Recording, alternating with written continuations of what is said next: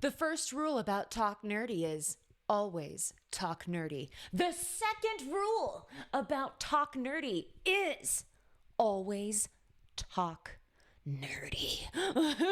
We are back with episode 3, and you've probably already guessed it. We are talking about the one, the only Fight Club. This has got to be one of my absolute favorite films, and this video might run a little bit longer just because of all the fun facts and stuff I found while researching for the video.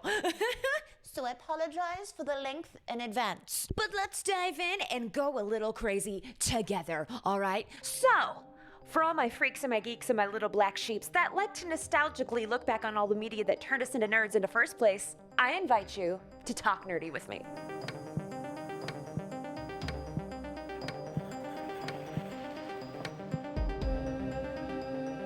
I'm going to say this once and I'm going to say this now. All right.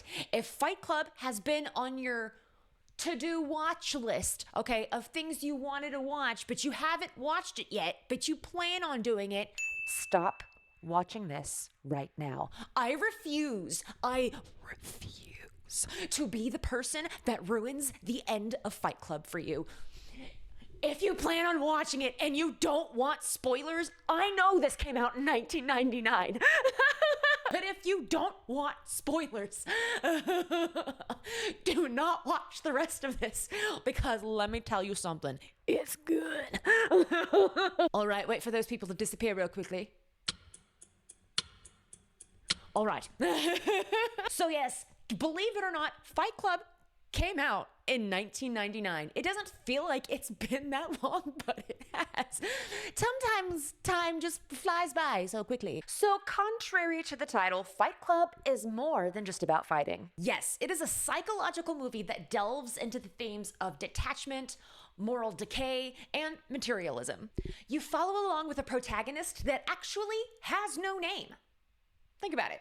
Think about it. If you've seen the movie, think about it, okay? He references to himself as Jack. I am Jack's smirking revenge. But that's not his name, okay? He gives himself all of these aliases for all the different grief groups that he goes to, all right? Doesn't have your name. Who are you? Cornelius? Rupert? Travis? Any of the stupid names you give each night? And then, plot twist at the end. Okay, if you know, you know. We have just lost cabin pressure. What did you just say? What is wrong with you? What did you just call me? Say my name. Tyler Durden. Tyler Durden, you fucking freak. What's going on? That's not actually his name either. Edward Norton, who plays the protagonist, is actually just known as the narrator through all of this, while not actually giving him the title of the narrator in the film. Meanwhile, Tyler Durden is played by none other than Brad Pitt, and Marla Singer is played by Helena Bonham Carter. And then, of course, singer Meatloaf makes a little appearance in the movie. Go ahead, Cornelius. You can cry.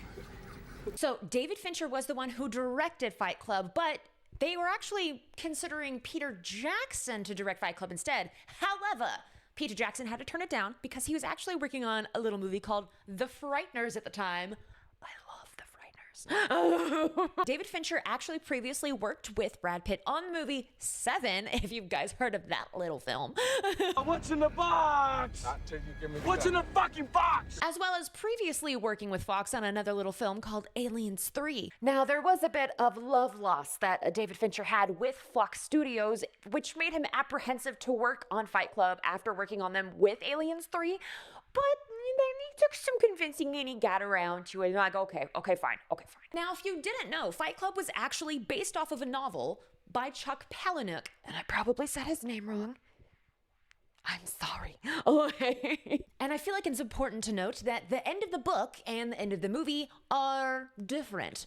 Not crazy different. One's a little bit darker than the other, which I feel at this point we're all used to differences when it comes to book to film adaptations. So we're gonna start actually talking about what would be the spoiler alert at the end. I gave you plenty of time to leave. So at the end of the movie, you see the narrator in the mid of his psychotic break trying to rid himself of Tyler Durden, and in order to separate himself from this persona he's created, he sticks a pew in his mouth and survives. He does survive, I'm gonna say that right now, but that's how he separated himself, something so traumatic and so just felt like he physically had to kill Tyler who wasn't a physical person. What's that smell?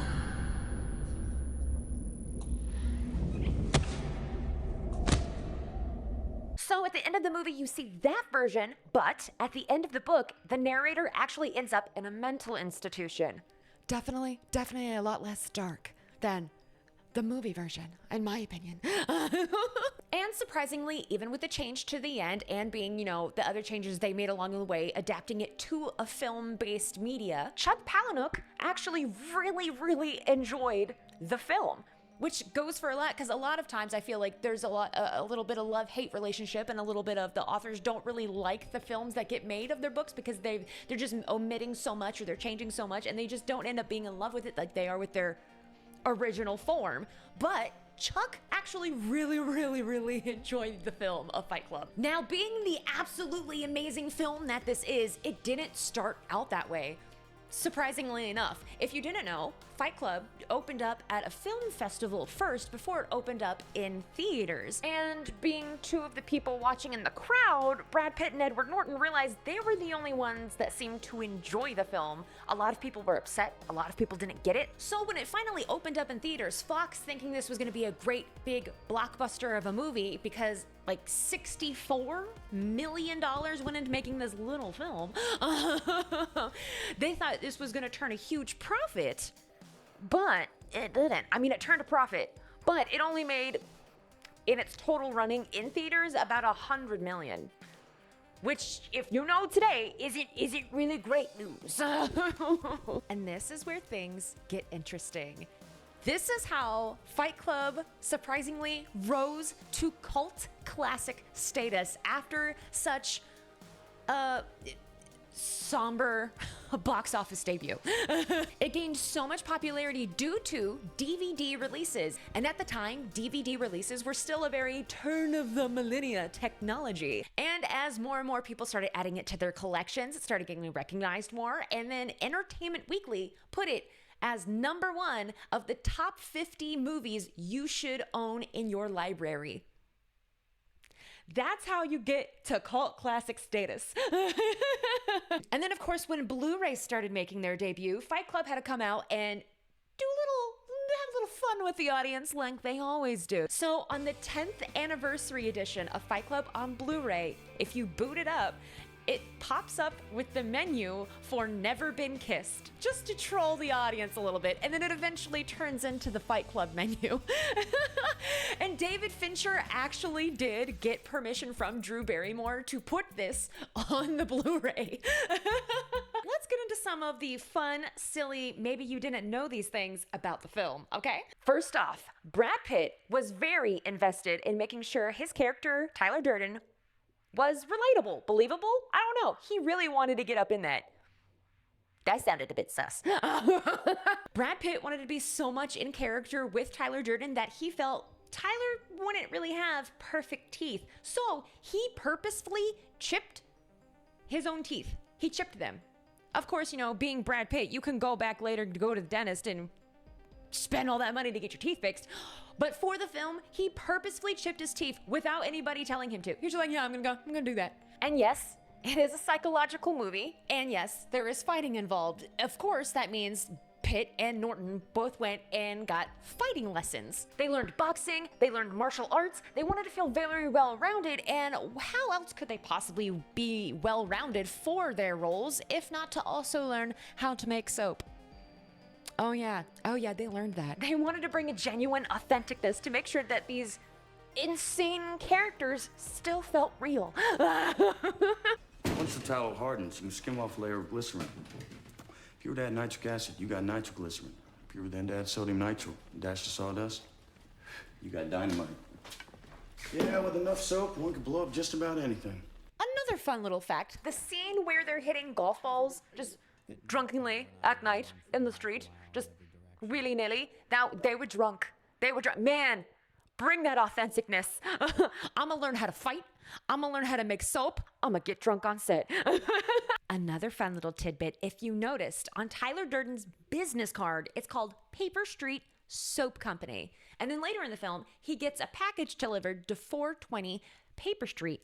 That is a reference to city planners. So the term paper street is actually used in city planning documents when you're trying to build up an area or build up businesses and you're naming the roads and stuff around the new buildings. They name it paper street. However, the streets, something happens, something gets scrapped, and the streets never end up getting built. So it's just paper street. I just find that little bit of information just so intriguing and so cool, basing it off of a character that doesn't actually exist. This street you're on doesn't exist. This building doesn't exist. You don't exist. Your voice in my head. Your voice in mine. You're a fucking hallucination. Why can't I get rid of you? You need me. So Brad Pitt and Edward Norton took this time to learn all these fighting moves so they could feel more attached to their characters in the movie. But there's a particular scene where David Fincher said, "Let it be real." In the classic scene, "I want you to hit me as hard as you can."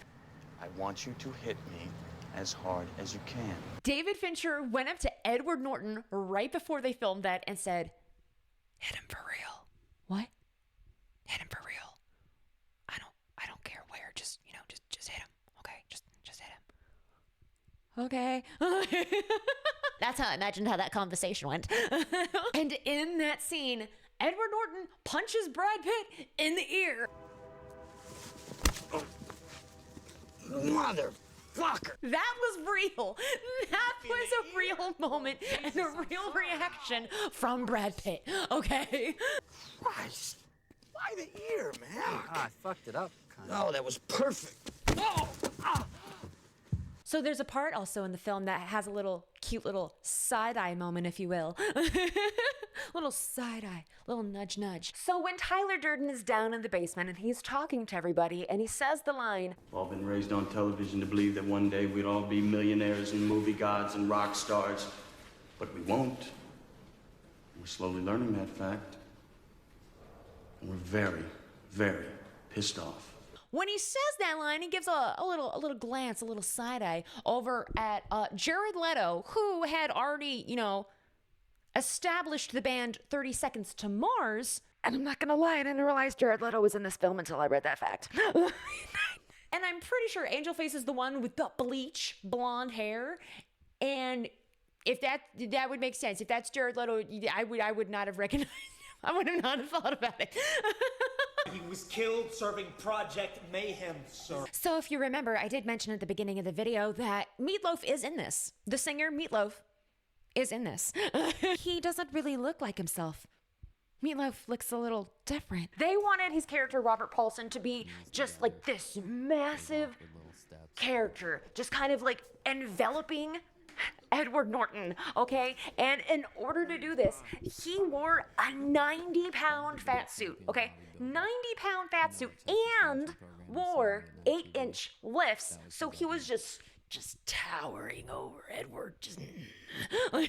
So if you thought he might be looking a little bit different, that's why.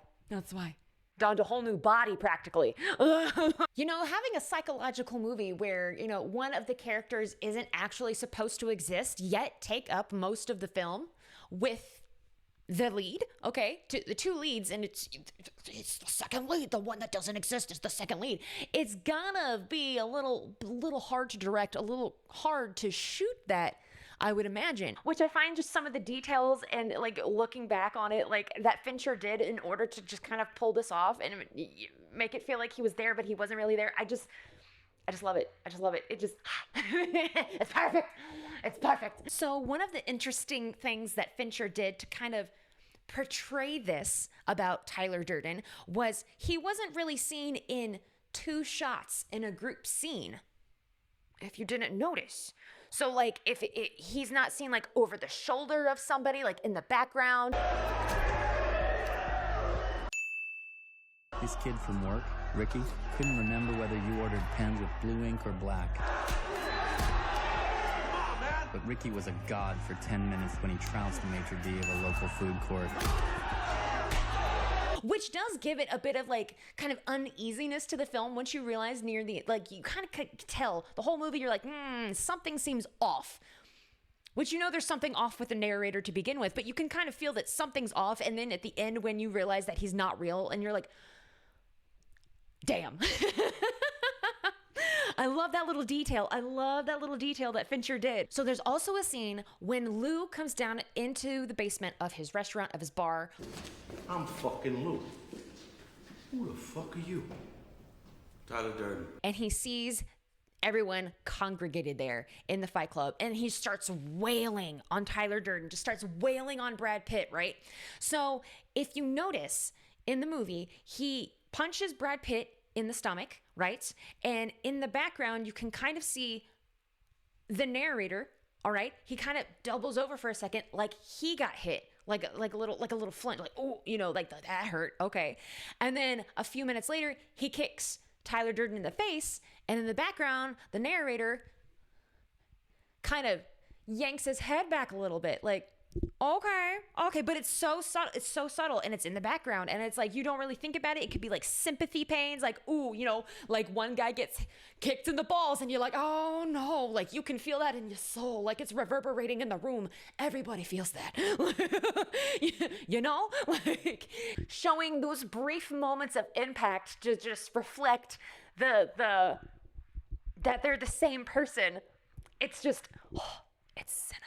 But Fincher included moments like this all throughout the film to try to give a little bit to what the plot twist was going to be, give a little bit into that uneasiness of that, you know, what is happening right now kind of moment. Example, Tyler Durden and Marla are upstairs getting it on, okay? Narrator walking throughout the house, okay? And the detective calls the house.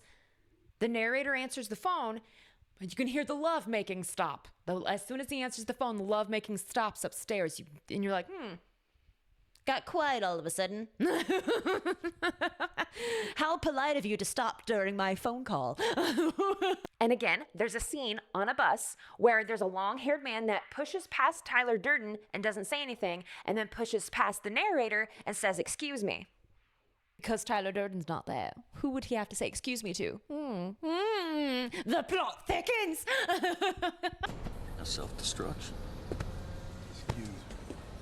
And then when the crazy duo are out hitting cars with baseball bats, Tyler's the first one to swing on a car, right? First one to damage the car at all. But when the narrator goes to swing, that's when the car alarm goes off.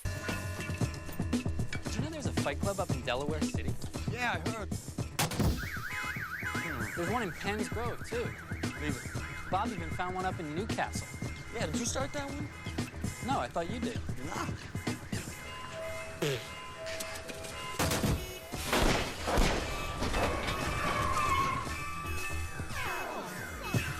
And even then, even before he even meets Tyler Durden, there are moments in the film where he's having these kind of come to Jesus moments, okay, where for just a frame,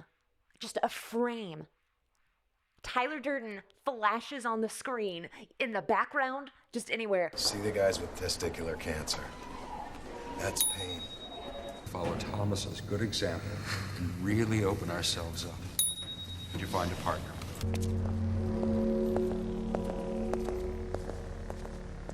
Next group, after guided meditation, everything's far away. Everything's a copy of a copy of a copy. Like, genuinely, watching the movie the very first time, I didn't even notice the flashing, okay? Didn't even notice. The second time I watched it back, knowing what the plot twist was, I'm like, okay, now I gotta go back and I gotta what? I gotta see what happened, okay? What do you mean? So when the second time I went back and watched it, I was like, oh, it was like that Leonardo DiCaprio meme. It was like, I would whistle, but don't judge me. I just love that attention to detail that they did. And he's just peppered in until he finally comes to the foreground and, you know, becomes, I don't know, a human being, but he's not really there. He's not really a human being. If you wake up at a different time, in a different place, could you wake up as a different person? Let's be honest. He's peppered in until the narrator has a full psychotic break. And then that's when Tyler comes to life. And while the film is, you know, very dark and very serious and it has just like this kind of heavy feeling, there are comical moments, which was kind of a bit of a question they had while filming the whole movie. How comical did they want these moments to be? Because they did not want to be obviously comical. They didn't want to change the tone of the whole film, but they wanted to have silly bits. But there are some moments in there. Let me tell you something. Brad Pitt riding around the house on the bicycle. Okay. And then the bike flips over. Gets me every time. Gets me every time. And, you know, another little silly moment was the scene where Marla and Tyler are getting it on, okay, in their room, all right? And then the narrator walks up, and it's kind of at the door. And then Tyler opens the door and catches him at the door, and he's wearing the rubber glove. That was Brad Pitt. Brad Pitt was wearing that rubber glove. And the production president over at Fox did not like the rubber glove, okay? Did not like the rubber glove at all, and was like, remove it. Just get it out of the film. I don't want to see it in there. Okay. But for like testing audiences, viewers, whatever you want to call it, that got the biggest laugh. Like, so they're like, nah, we gotta leave it in. We gotta leave in the glove, man. Who are you talking to? Shut up. It's time, guys. As we end the near of the episode, I want to share with you my top 5 favorite scenes from Fight Club.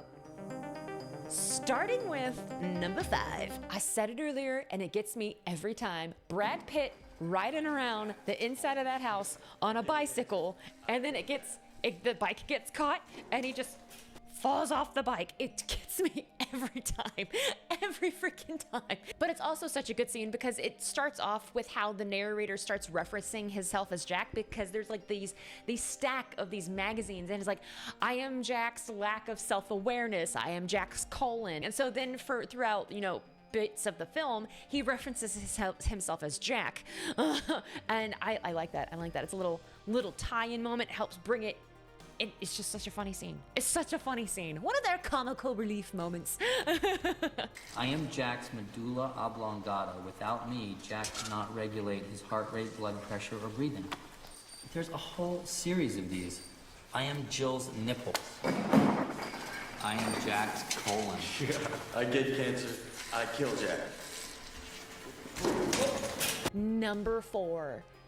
The scene where the narrator starts to realize shit's getting real and how much of a cult these people have become. It's grown out of a basement, out of what a fight club, just punching each other in the face, and it's just become this cult. And the scene when Meatloaf's character dies and they're all chanting, his name is Robert Paulson. His name is Robert Paul. That gives me chills. That gives me chills every time I watch it. And I'm like, oh, it's such a good scene. I understand. In death, a member of Project Mayhem has a name. His name is Robert Paulson. His name is Robert Paulson. His name is Robert Paulson. His name is Robert Paulson. Come on, guys, His please, name stop it. is Robert Paulson. His name is Robert Paulson. His name is Robert Paulson. This is over with. His name is Robert Paulson. His name is Robert Paulson. His name is Robert Paulson. Number 3 has got to be when the narrator is talking about Tyler's other jobs, which, looking back on it, it's really funny because Tyler doesn't exist, so therefore he can't be doing these other things. But just like seeing how like he portrays like Tyler's persona in his head, like slicing the certain films into children's movies at the theater, and then working as a waiter and peeing in soup, and like, just like these kinds of different things that he just. This is the personality Tyler has. It's just so weird. It's so crazy. It's so silly. Because at the same time, yes, you're seeing it from the perspective. He's narrating to you, telling you what this is. But Tyler is also breaking the fourth wall by talking to him and to the audience during this part. But he doesn't exist. He doesn't exist. It's, oh. So someone has to be there to switch the projectors at the exact moment that one reel ends and the next one begins. If you look for it, you can see these little dots come into the upper right-hand corner of the screen. In the industry, we call them cigarette burns. That's the cue for a changeover. He flips the projectors, movie keeps right on going, and nobody in the audience has any idea. Why would anyone want this shit job? Because it affords him other interesting opportunities. Like splicing single frames of pornography into family films. Number 2 has gotta be, for me personally, one of the most psychotic moments in the film. Okay, the scene where the narrator is arguing with his boss in his boss's office, at the job he actually works at, okay? Because believe it or not, they don't actually work at a fight club, okay? He's in there and he's arguing with the boss to his face and then starts pretending the boss is fighting him while he's just standing there like, what the fuck is wrong with you? And he's throwing himself all around the room, bleeding profusely, throwing himself onto like a glass coffee table. Like, that is the most psychotic scene to me in the whole film. And then the brief moment where he pauses and he's like, you know, this feels like fights I've had with Tyler. And then it goes back and it's like, I wonder why it feels like this. I wonder if we've been here before. What are you doing? Oh God, no, please, no! For some reason, I thought of my first fight with Tyler. No!